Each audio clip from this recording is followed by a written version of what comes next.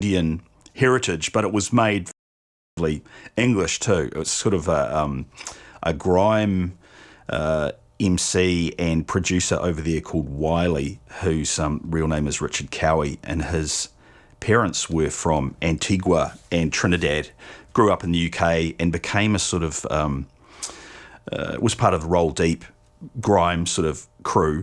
But he's not afraid to make, and has got high credibility as a sort of producer of harder sort of rap tunes and stuff, but isn't afraid to make a pop song. So every now and then he involves himself on things that are just straight up summary pop dancehall, and one of them is this song that we're about to hear. He's on there doing a verse.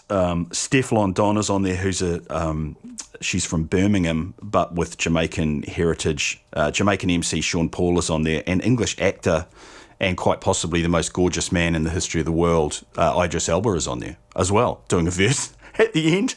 So I'll leave you with this. I just think it's there's something funny and great about it. It's all a song about ego and one-upmanship. Each participant is trying to outdo the others with mention of their cash, their attractiveness, their talent, and so on, you know.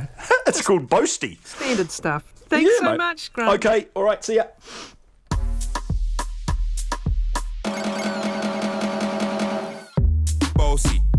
Bossy, Godfather, man a OG, man a half humble, man a bossy.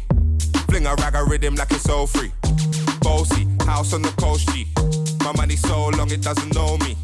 It's looking at my kids like I'm bossy. Bang, bang, bang, hey yo, Idris, tell them what they're gonna take the piss. When Steffi step out, do that turn up in a diss. Body comfortable, I'm physically fit. I'm a brown and sweet, just like the chocolate. Yo, Wiley, them ones sound like me. Other than a pussy pretty with the okra body. Shut down in the city with me bad girl pussy. Every man want piece of me. The back of them a pop and them a bun weed. Man want wine behind me, me have to move kind dusty. I'm looking for a brother who got hella pound. 079, baby, I'm a hammer, did you stop? Bossy, Godfather, man a OG, man a half humble, man a bossy. Fling a rag a rhythm like it's all free. Bossy, house on the coast G. My money so long it doesn't know me. It's looking at my kids like I'm bossy. Hey yo, Sean. Hey, so when me spitty body with it, maybe gala get with it. Spitty body with it, maybe gala get. When me tappy body with it, maybe gala get with it. Wind up your body and spin it. Girl, when you bubble out of trouble, why you give me this something now? Turn it around and bring it. You're pressing it back on and on. If you push that button, my girl down, but I can't tame it. Once you broke out and fling it. Once your body shaking up to the limit. Once you wild out to wild it to S to the base, step London and mid on edges. Is it? Bossy. I came to rap it up, do my thing. Sabi put me on the gram and a remix thing. Hold tight Wiley with the Pacino flow. Godfather part 2, call me De Niro. I came to win, battle me, that's a sin. Disrespect, man, get a slap on the chin. Man a king in a top, oh Larry, man a big DJ, Ox, Megan and Harry. Bossy, man a bossy. I make your girl melt like a toasty. I'll be this way someday, and I write for myself, no ghosting. Needs a boy got money in a bank on. Ready for roll and blaze up this tank on. Got the girls from Jam 1 to Hong Kong. The girl them champion. In it. Bossy. Godfather, man a OG. Man a half humble, man a bossy. Fling a rag a rhythm like it's all free.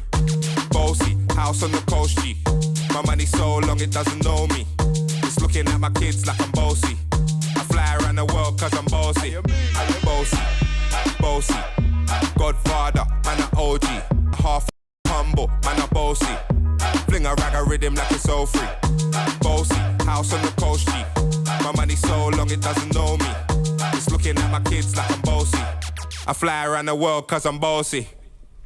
Wiley, Boasty is the track. It was a single. It's nearly 11:30. Thanks very much to Grant Smithies in Nelson. To Tauranga now, and our sports commentator Sam Ackerman. Good morning, Sam. A very good morning to you. It's January. Yeah, we're talking about rugby. It's off already. I'd like to apologise on behalf of sports fans everywhere that we're talking about rugby at this stage of the year, but it's a reality. We know that it feels like it creeps further and further forward. Good catch, Esau. Must have walked in too fast. Good, thank you.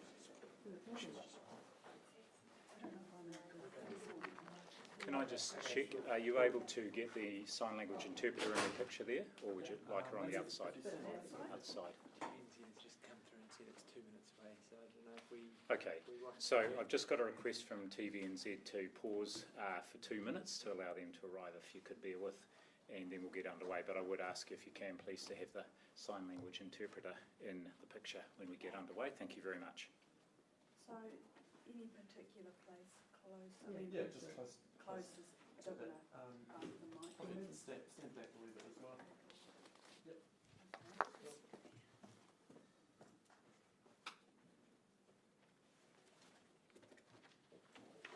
Yeah, I might just grab it.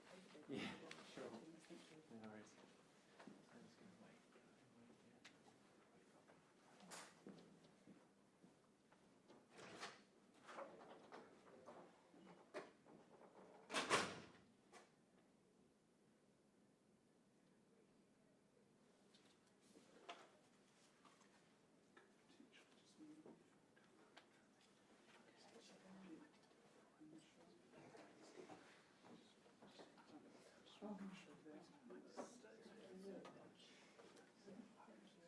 Yeah, am I in a shot? No, you won't direct you to. But it's great just to have some content. In terms of what do you want people to know, and also want to do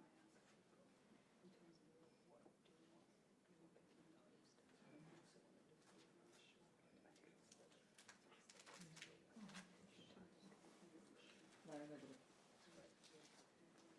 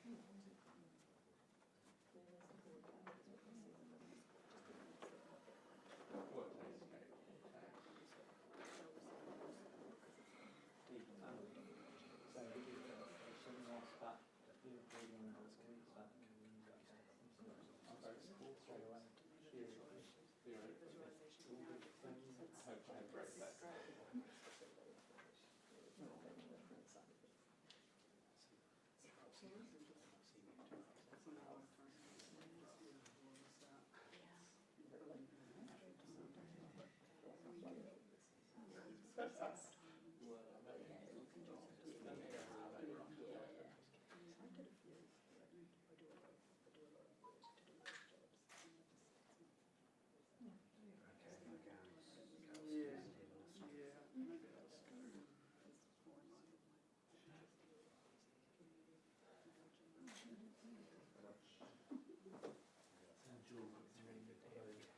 Cool, thank you.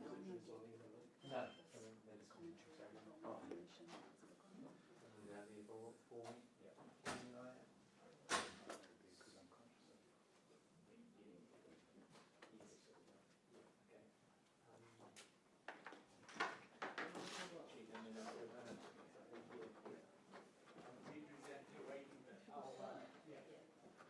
Got two networks waiting for him. Yeah.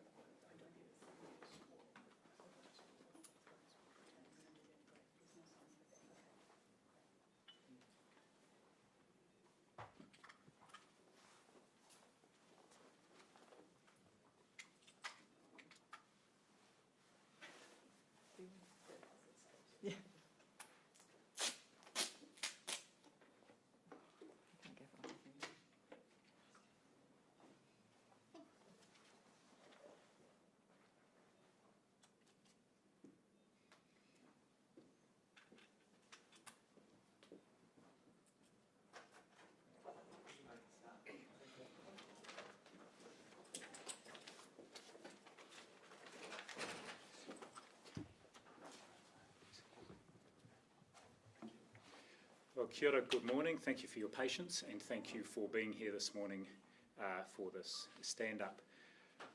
We do have a further media briefing at 2:30 this afternoon, but I did want to do a specific shorter briefing this morning because I know there is a great deal of interest in the WHO announcement that they have declared a public health emergency of international concern. So you will be aware at about 8:30 this morning, the Director General of the WHO, Tedros, made an announcement about that decision based on advice from an ad hoc committee that has been convened specifically to address this issue of the novel coronavirus that originated in Wuhan. And WHO determined this on the basis of the emerging evidence and epidemiology, and in particular, and I want to quote from Tedros's statement, that he says, "We know what sort of damage this virus could do if it were to spread to a country with a weaker health system." And he goes on to say, "Our greatest concern is the potential for the virus to spread to countries with weaker health systems and which are ill-prepared to deal with it." So I just want to run you through the principal consequences of that decision, and in particular what they mean, if anything, for New Zealand. So the principal consequence is that the WHO Director General is able to formally issue temporary recommendations around this particular disease, the novel coronavirus, under the 2005 International Health Regulations. So the Emergency Committee provided specific advice to WHO, to China, and indeed to all countries, including New Zealand. The advice to all countries is that we should be prepared for containment, including active surveillance, that's essentially looking for cases, early detection, isolation, and case management, contact tracing, and prevention of onward spread of this novel infection. And this is important to share full data with WHO. So one of the key outcomes of this decision is that it effectively formalises the international cooperation, and it places a requirement on countries who are all signatories to the international health regulations to provide data to and report to WHO on their actions to help deal with it. The advice went on to say that countries should place particular emphasis on reducing human infection, prevention of secondary transmission and international spread, and contributing to the international response. Now, you will be aware that there has already been a large international, global, multi-country response, and that, in a sense, this announcement formalises that response and enables countries to support each other with the WHO. And of particular value is that it enables the World Health Organization to mobilise resources to support low-income countries or countries with less well-developed health systems. And that's very important because the international global response does require all countries to cooperate and to act together. There's a specific recommendation about travel, and the advice says countries must inform the WHO about any travel measures taken as required by the international health regulations. Countries are cautioned against actions that promote stigma or discrimination in line with the principles of Article 3 of the IHR. And so in his statement, the WHO Director General did say that there is no reason for measures that unnecessarily interfere with international travel and trade, and WHO doesn't recommend limiting trade and movement.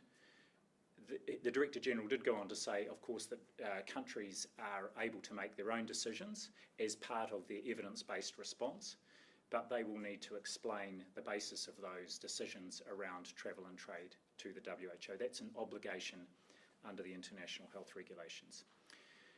So just before I move on to two other matters, I just want to point you towards that statement. It's on the WHO website. It's a very clear statement from the WHO Director General, and I think very helpful. And what it does emphasise and endorse is the approach that New Zealand has taken to date, we have acted very much in line with the WHO advice and will continue to do so in accordance with our very well-developed pandemic plan. The National Health Coordination Centre here in the basement of the Ministry continues to monitor the domestic and international situation closely, and we will be continually reviewing and adjusting our actions and advice to agencies regularly as the situation evolves. The other main point I wanted to make was that I can now confirm that there is testing available in New Zealand, so a media statement will have been going out from ESR presently to confirm that they can now test for this virus in New Zealand. The turnaround time is relatively quick, a matter of a few hours, and they will be running a batch of these tests each day, once a day, which is very normal in this situation because the numbers are small, and supporting other laboratories who may be setting up that testing as well. Just to confirm that there is a further media stand-up at 2:30 this afternoon, and before that there will be a meeting of the ODESC, which is the Officials Domestic and External Security Committee, being convened. So I will be able to report any feedback from that committee and any key decisions and advice as well at that subsequent media stand-up. So I'll pause my comments there, and I'm happy to take questions. Given the determination from the World Health Organization, are we going to be changing any of our airport measures? Will there be any additional measures at the borders? No, we won't be changing any at this point in time, and as we have over the last week or two, we'll be updating our advice and reconsidering that on a daily basis. At this point, we'll leave the same measures in place. So you won't be meeting any other flights of, say, people who have transited through China or anything like that? No, not at this point. And whilst the WHO declaration is important in that consideration, more important is what's happening around the epidemiology, the spread in countries outside of China. And the WHO Director General again emphasised that around 99% of cases are still in China. And whilst we now have 18 countries with cases, and I think the number is 98 in other countries, of which there has been human-to-human transmission in 4, it's still a very low number of cases in countries outside of China. What about in the community? Are there any steps, not necessarily at the border, but are there any steps of things that you're doing as a result of this declaration more generally in response to the declaration? Not specifically to the direct declaration, but I would point to the advice that we gave yesterday, which remains the same today, that anyone who has travelled to Wuhan or the Hubei province in the last 14 days should self-isolate for the balance of that 14-day period, just on the basis that there is some small amount of evidence that people may be able to transmit the virus before they are symptomatic. What about mainland China more generally? I spoke to someone who just made a decision to self-isolate after they'd kind of gone through a major airport there where there are some cases in that city. And they went on the Ministry of Health website and it wasn't entirely clear, what they should do. Or they didn't think it was totally clear what they should do. And they decided to self-isolate. What about advice for people that have, because, the virus is in lots of other parts of China now? Yes, the virus is widespread in China now, and that's something we're not advising people who have travelled to other parts of China to self-isolate. So saying, it's a personal decision and people may wish to do that. But that is an area that, if you look in our updated advice that's due out soon, we've got that under daily review. In terms of that World Health Organization announcement talking about the stop of the spread to countries with weaker health systems, say countries in the Pacific, is there anything that New Zealand is doing to look at our Pacific neighbours, either in terms of stopping flights or offering any support? I can say we've been actively looking at that for more than a week. And our Foreign Affairs team have been engaging with Pacific countries through a specific mechanism that exists that involves the WHO and the South Pacific Community, SPC. And so we're actively reaching out and looking to support countries. There is another element to that too, and you will have seen that in the Minister of Foreign Affairs announcements. He's talked about the mission that's been organised to go and pick up New Zealanders in Wuhan. Will look to include people from Pacific countries to be in any of the seats that may not be occupied. So we're actively looking at that and very conscious of both our obligations and also our interest in supporting our Pacific neighbours. How concerned should Kiwis be at this point? No more concerned than they were yesterday. I think it's right that we've got, and I said this morning in an interview, we are concerned but not alarmed. So we're concerned, and that means we're taking a precautionary approach. There's nothing in particular in the WHO announcement that raises our level of concern or our assessment of the risk here. So alert but not alarmed is still your line? Indeed. Just back talking about the Pacific, you spoke about the support to Pacific neighbours, but in terms of meeting flights, screening people coming off those flights from Pacific, is there anything happening there? Nothing at the moment, just the flights from China. You will have seen the Samoan government last week made its own decision around the requirements on people travelling into Samoa, and that's a decision they took, and of course we're supporting that from our end as we can. Could you tell us more about the testing kits, who will be tested, how many people per day, and how that will be reported back? So on the Ministry's website is a very clear case definition of a suspect case, and it will be all those people will be tested, and anyone who perhaps doesn't necessarily directly fulfil that case definition, but it's just something to be ruled out. Now, as of yesterday afternoon, about 5 people had been tested. None of those tests were positive, and in fact, none of those people fulfilled the suspect case definition. So there will be, I would imagine at this point, a handful of tests a day being done, and we will, of course, get the results back quickly.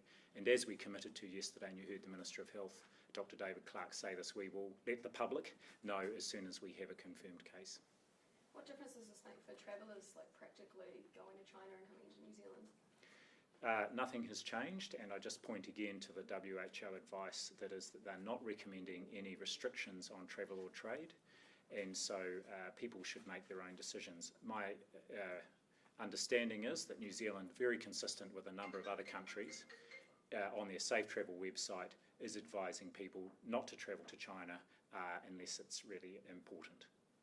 Obviously, it's not at this stage yet. You're still, allowing that travel. What types of considerations do you make when you're deciding whether or not to stop flights or close the border to any flights that come from China? Well, obviously, we look first of all to what the WHO advice is and its evidence-based recommendations. Secondly, we have been working very closely and in step with Australia, and you will imagine there are good reasons for that, and there's a very strong exchange of information in both directions.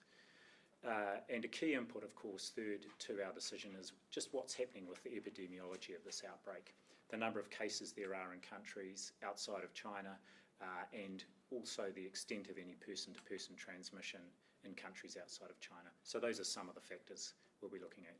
There was obviously reports, I think, this morning of human-to-human transmission in the US. Does that kind of elevate the concern at all in your mind, or is that just more of the same? I think it's the fourth country. We were on 2 or 3. We've now got 4. Still a relatively low number of countries and low number of instances of human-to-human transmission. I think a total of 8 cases.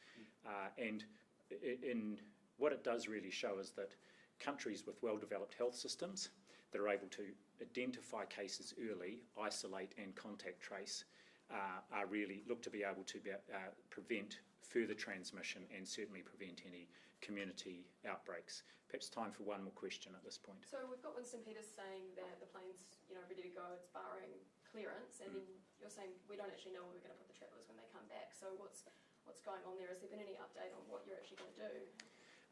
We've given advice to the government on options for what to do with people when they come back, and I can tell you the team's working very hard with a range of other government organisations, and when all the decisions have been taken, the government will announce what the full package is. But we still don't know yet what will happen to those people. That's all under consideration. I can't comment any more at the moment on that. Can you comment on that advice that you've given, outline broadly what it's been? Because it's under consideration, I don't want to say anything more about that just at the moment, but the government will make an announcement as soon as decisions have been taken. Have you been given an idea of when that announcement would be made? I haven't, and you will hear more, I'm sure. Thank you very much for being here, and I hope I can see you also this afternoon when we will update you on any further developments. Thank you very much again.